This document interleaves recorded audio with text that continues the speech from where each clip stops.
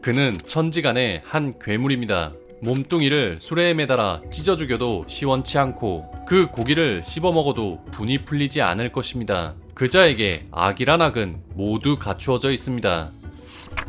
조선시대에서 가장 미움받았던 한 인물이 있었습니다. 그는 명문가 집안에서 태어난 천재였지만 당시 유교 사회에 순응하지 못했습니다. 예법은 개나 줘버리고 제멋대로 행동하기 일쑤였습니다. 기생들과 노는 것을 숨기지 않았고 사회적 약자인 천민들과도 친했지요. 특히 적자에게 차별받던 서자들과 잘 어울렸습니다. 그는 불교나 도교에 관심이 많았고 조선에 최초로 천주교 서적까지 들여왔습니다. 학문을 다양하게 수용했지만 성리학의 나라 조선에선 이단이란 낙인이 찍혔지요. 시대에 반항했던 이단아, 그는 바로 허균입니다.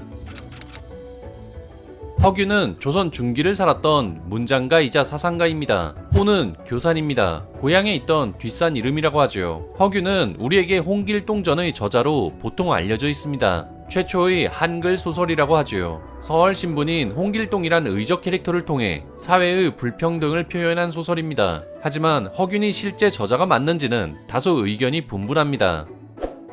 허균을 살펴보다 보면 소설 작가로만 보기보단 큰 꿈을 가졌던 사상가로도 크게 다가옵니다. 그는 꽉 막힌 유교 사회에서 신분제도의 모순을 비판했습니다. 능력 중심의 인재 등용, 가식적인 예법에 얽매이지 않는 표현의 자유를 추구했죠. 비교적 낮은 신분을 가진 기생과 서얼, 승려와 친하게 지냈기에 그들에게 큰 인기를 얻기도 했습니다. 하지만 제멋대로인 성격 때문에 양반들에게는 미움을 받았습니다. 심지어 역모를 꾸민 정황도 보였기에 그는 조선시대가 끝나는 날까지 인륜을 어지럽힌 막대 먹은 성품이라 비난받게 됩니다. 오늘날 관점에서는 허균의 개혁가적인 면모를 높이 평가하기도 하지만 사상에 비해 처신이 옳지 못했다는 비판적 평가도 있습니다. 평가가 엇갈리는 입체적인 인물이죠. 이제 그가 어떤 인물인지 쉽게 살펴보겠습니다. 1569년 강릉에서 허균이 태어납니다. 허균의 아버지 허엽은 화담 서경덕의 제자였으며 붕당 세력인 동인의 영수이기도 했습니다. 위에 두 명의 형인 허성과 허봉도 조정의 중요직을 맡았죠. 바로 위의 누나인 허난설원은 천재 시인으로 유명했습니다. 허균은 그런 명문가 집안의 막내였죠. 그 또한 일찍이 글을 읽고 9살 때부터 시를 잘 지어 신동이라 불렸다고 합니다. 허균이 12살 때는 아버지 허엽이 세상을 떠납니다. 어머니와 형제들은 어린 허균을 가엾게 여겨 엄한 훈계보다는 따뜻한 보살핌을 베풀었다고 하죠. 그래서인지 허균은 어렸을 때부터 성격이 제멋대로였다고 훗날 편지에서 이야기합니다. 집안 분위기도 자유분방한 편이었기에 허균은 형제들과 스스럼 없이 지낸 것으로 보입니다. 14살 때 허균은 이달이란 시인을 만납니다. 이달은 둘째 형 허봉과 친한 친구였죠. 그는 3당 시인 중 한 명으로 뛰어난 시인이었습니다. 허균은 이달을 따르게 되었고 그에게서 시를 배웁니다. 그런데 이달은 능력에 비해 벼슬은 보잘것이 없었습니다. 왜냐하면 그는 서얼이기 때문이었죠. 서얼은 양반과 첩 사이에서 태어난 자식을 뜻합니다. 이달의 아버지는 양반이었지만 어머니는 기생이었죠. 서얼은 당시 제도적으로 관직 진출에 제한이 있었습니다. 그래서 이달은 출세를 포기하고 술이나 마시며 세월을 보냈다고 합니다. 허균은 이달을 보면서 뭔가 이상하다 생각했습니다. 아무리 능력이 뛰어난 사람이라도 낮은 신분이면 어디에도 쓰이지 못한다는 현실을 알게 되었죠. 신분사회의 모순을 발견한 계기였습니다. 그는 공부를 하는 데 있어 둘째 형인 허봉에게 많은 도움을 받았습니다. 허봉은 아버지를 이어 동인의 영수가 되었지만 율곡 이의를 비판하다가 잘못되어 귀양을 가게 됩니다. 이후 관직의 뜻을 접고 불교에 관심을 두게 되었죠. 불교를 가까이 하면서 사명대사와도 친하게 지냅니다. 이때 허균은 형을 통해 사명대사와 친분을 맺게 되어 불교의 가르침을 배우게 됩니다. 이후에도 허균과 사명대사의 사이는 매우 각별해졌죠. 형 허봉은 유성룡과도 가까운 사이였습니다. 허균은 형을 통해 알게 된 유성룡을 스승으로 모시며 유학을 배웠죠. 앞서 이달에게서는 시를 배우고 사명대사에게는 불교를, 유성룡에게는 유학을 배웠습니다. 다양한 사람들을 만나 학문의 폭을 넓혀나갔죠.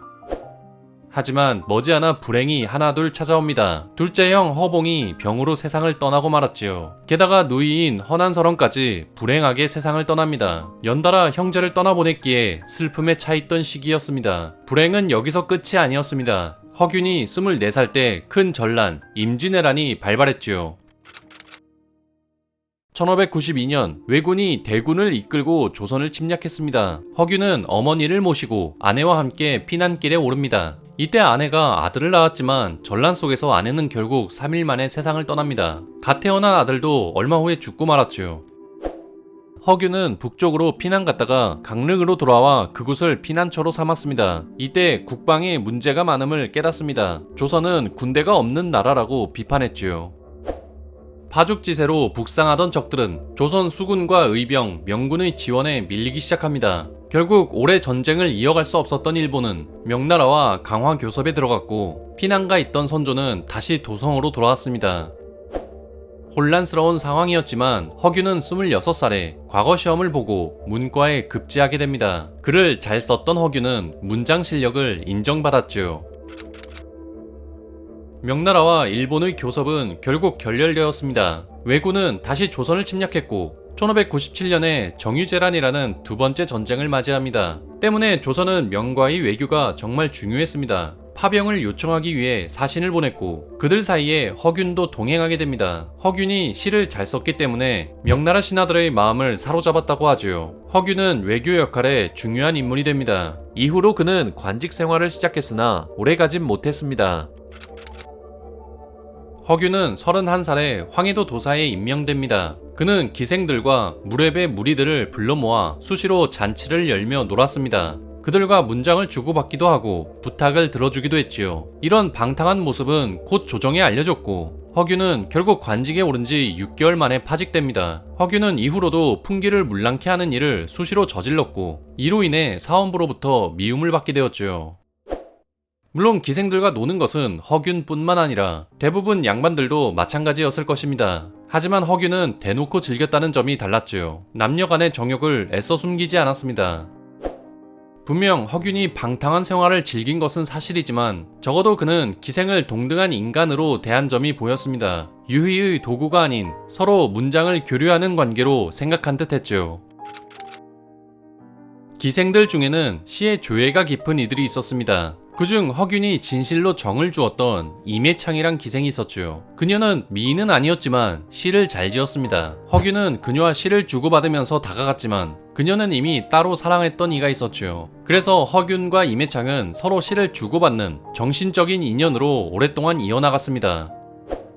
허균은 다른 수많은 기생들과도 교류가 많았습니다. 하지만 선비가 대놓고 기생과 어울리는 모습을 사람들은 결코 곱게 봐주지 않았습니다. 이래저래 비난받았던 허균이었지만 빼어난 글솜씨 덕택에 종종 추천받아 다시 등용되곤 했습니다. 워낙 그의 집안에 동인의 핵심 인물이 많기도 했고 선조 또한 허균의 재능을 아꼈기에 벼슬길에 다시 오르는 것은 어렵지 않았습니다. 문제가 되었던 것은 그의 사생활과 학문적 성향이었죠. 앞서 기생들과 어울려 파직되었었고 복직된 후에는 불교를 믿는다는 이유로 또다시 파직되었습니다. 그는 승려들과도 친했고 이것은 조선 유학자로서는 약점이 되었죠. 허균은 파직된 이후엔 금강산을 유람하는 등 정처 없이 돌아다니기도 했습니다. 시를 짓고 다른 시인들의 글을 모아서 책을 출간하기도 했죠. 문장가로서 이름을 날리고 있었습니다. 그리고 그 명성은 명나라에도 알려지게 되었죠. 명나라 사신들이 황태자의 아들이 태어난 것을 기념하여 조선에 방문한 적이 있었습니다. 그중 유명한 문장가인 주지번도 있었습니다. 주지번은 명나라에서 손꼽히는 문장가로 조선의 글에 관심이 많았죠. 그러자 조정에서는 사신을 맞이하기 위해 문장이 뛰어난 이들을 불러들였고 이때 허균도 사신 접대에 참여하게 됩니다. 주지번은 허균의 문장에 감탄했습니다. 둘은 서로 시를 주고받았으며 허균은 주고받은 시를 모아 책으로 엮어 간행하기도 했습니다. 특히 그는 일찍 세상을 떠난 노인 허난설원의 시를 모아 책으로 편찬해 명나라에 출판하게 됩니다. 그녀의 시는 명나라에서 베스트셀러가 되었다고 하지요.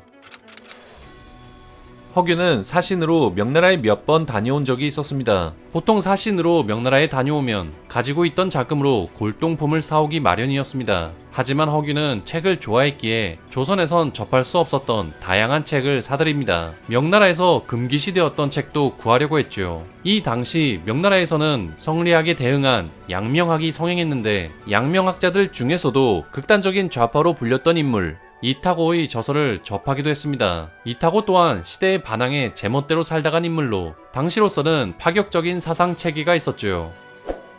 허균이 명나라에 갔다가 돌아오던 때에 불길한 일들이 생겨나기 시작합니다.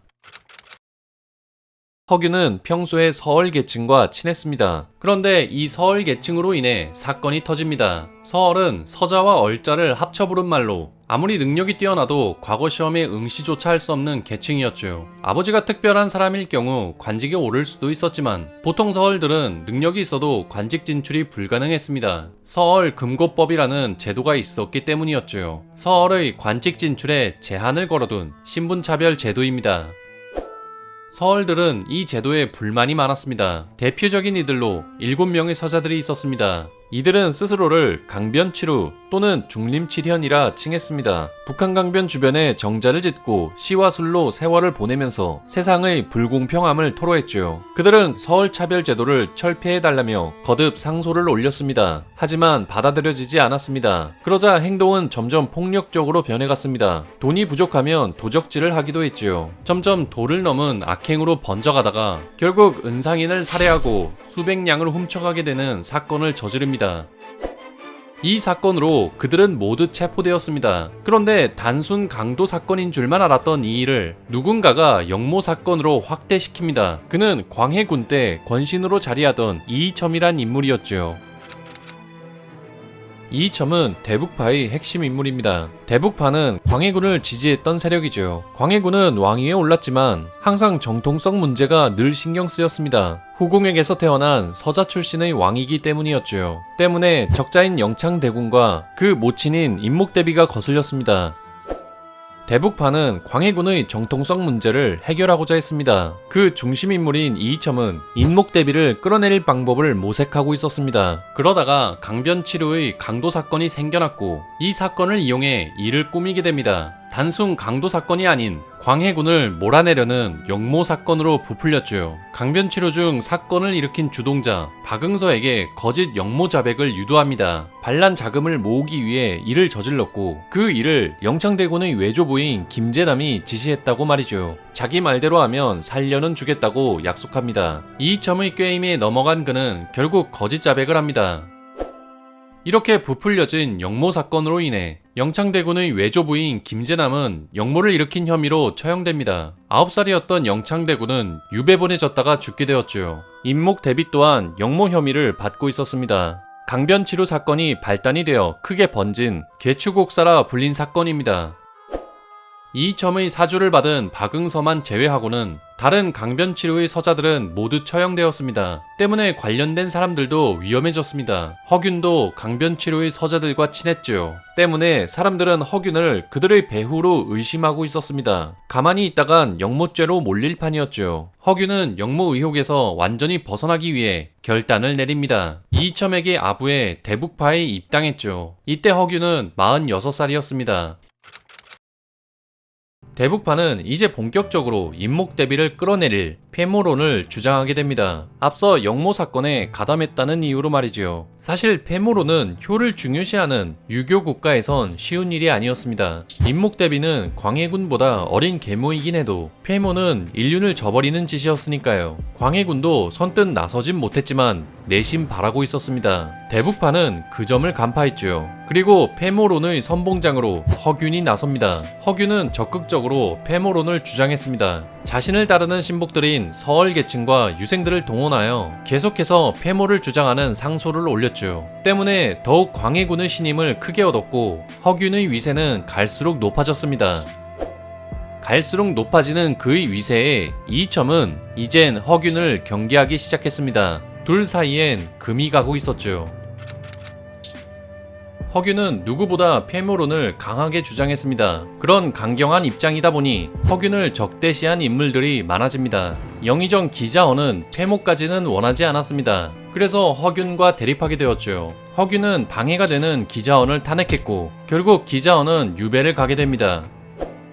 그러자 그의 아들인 기준격이 분노하게 됩니다. 기준격은 사실 허균의 제자였지만 아버지를 구하기 위해 배신하게 되었죠. 그리고 허균을 끌어내리기 위해 탄핵 상소를 올립니다. 그가 영모를 꾸미고 있다고 말이죠. 서자들과 승군까지 규합해서 세력을 키우고 있다는 점을 말했습니다. 허균이 실제로 어떤 영모 계획을 세웠는지는 모르겠으나 그는 하층민들 위주로 세력을 만들어가고 있었습니다. 기중격은 그 외에도 여러가지 죄목을 들춰내 허균을 몰아내려고 했습니다. 허균도 이에 맞상소를 올리면서 조정은 탄핵 정국으로 변했죠.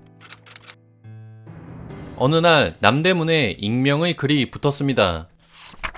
백성을 구하고 포악한 임금을 물리치러 하남 대장군이 곧 올 것이다. 반란을 암시하는 글이었죠. 놀란 광해군은 이 흉서의 작성자를 찾아내라고 지시합니다. 그러자 그 흉서를 붙인 인물이 허균의 신복임이 밝혀지게 되었죠. 결국 허균은 영모 사건의 주동자로 지목되었습니다. 사실 허균은 패모론을 핑계로 세력을 모아 정말로 반란을 일으켜 새 시대를 준비했을지도 모릅니다. 하지만 그 꿈은 물거품이 되고 맙니다. 허균의 관계자 몇몇이 국문을 받던 끝에 반란을 실토하고 말았죠. 거기에 기중격의 탄핵 상소와 맞물렸기에 상황은 점점 허균에게 안 좋게 흘러가고 있었습니다. 이이첨도 이참에 허균을 잘라내기로 결심합니다. 자칫하면 자신도 영모로 함께 엮일지도 모를 일이기 때문이었죠. 이이첨은 광해군에게 서둘러 허균을 처형해야 한다고 재촉했습니다. 결국 허균은 의금부로 끌려갔죠. 허균은 옥에 갇혔습니다. 그러자 그를 따르던 수많은 추종자들은 허균을 풀어달라고 항의하며 난동을 피웠습니다. 한편 조정의 신하들은 허균을 하루빨리 처형해야 한다고 목소리를 높였습니다. 광해군은 그래도 허균의 말을 들어보자고 했지만 이이첨은 더 이상 들을 말이 없다며 처형을 재촉했죠. 결국 정당한 절차를 밟지도 않은 채 처형이 결정되었습니다. 허균은 처형될 장소인 저작거리로 끌려가고 있었습니다. 끌려가면서 그는 할 말이 있다고 외쳤습니다. 하지만 그는 끝내 말을 남기지 못했죠. 허균은 결국 끔찍한 형벌인 거열형으로 처형당합니다. 이때 그의 나이 50세였죠. 이후 허균의 집안은 역적으로 풍비박산이 났습니다. 잘나가던 명문가는 몰락해버리고 말았죠. 허균이 어떻게 반란을 일으키려 했는지는 정확히 알 수 없습니다. 자신은 끝까지 영모를 부인했지만 정황상 분명 뭔가를 꾸미고 있었을 것이란 추측이 있죠. 허균이 가지고 있던 생각은 무엇이었을까요?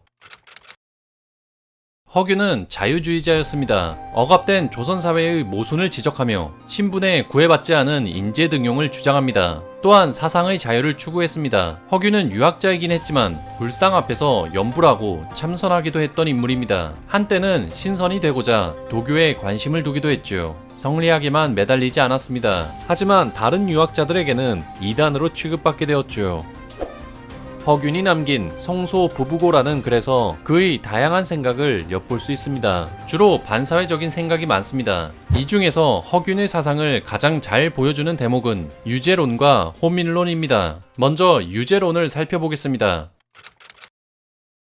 신분차별 제도에 대한 모순을 지적하고 있습니다. 능력 있는 인재라면 귀하고 천하고를 가리지 말아야 한다고 하죠. 하늘이 재주 있는 사람을 낼 때 신분이 고귀하다거나 미천하다고 해서 차이를 두지 않는다. 옛날에는 초야에서도 인재를 구했고 졸병 중에서도 인재를 발탁했으며 도적이나 창고지기에게도 인재를 구했다. 그런데 조선은 땅도 좁은데 벼슬 있는 집안에서만 인재를 구한다. 서얼 출신이라고 인재를 버려두고 어머니가 재혼했다고 그 재능을 버리는 것은 어디에서도 들어보지 못한 일이다. 모든 인재를 불러 모아도 나라의 존망이 위태로운데 그 와중에 집안 내력이나 따지면서 인재가 없다고 한탄하는 것은 맞지 않다고 하죠. 능력 중심의 인재 등용을 강조했습니다. 신분에 관계없이 인재를 발탁하자는 주장은 당시에는 파격적이었습니다. 하지만 이보다 더 과격한 주장을 합니다. 백성이 혁명의 주체가 될 수 있다는 호민론이죠. 천하에 두려워해야 할 것은 오직 백성뿐이다. 허균은 백성을 세 가지로 분류했습니다. 항민, 원민, 호민이죠. 먼저 항민은 국가에 복종하면서 별다른 불만 없이 사는 사람들을 뜻합니다. 불임을 당하면서도 그냥 사는 사람들이죠. 이들은 두려운 존재가 아니라고 합니다. 다음으로 원민은 윗사람에게 재산과 땅을 빼앗겨 불만을 품고 원망하는 사람들을 뜻합니다. 이들도 딱히 두렵지 않다고 말하죠. 하지만 진짜 두려워해야 할 사람이 있다고 합니다. 바로 호민이죠. 호민은 대의를 품고 있다가 기회가 오면 들고 일어섭니다. 혁명을 일으키는 주체죠. 소설 홍길동전의 홍길동이 그런 캐릭터로 그려집니다. 호민이 먼저 일어선다면 평소 불만을 품고 있던 원민들이 모여들고 항민도 살기 위해 같이 따라오게 된다고 말하죠. 마치 역성혁명을 연상케 합니다. 백성을 두려워해야 할 이유죠. 그리고 당시 조선이 고려 말 때보다 더 악화되고 있다고 말합니다. 그래서 허균은 내심 스스로 호민이 되어 혁명을 꿈꿨을지 모르겠습니다.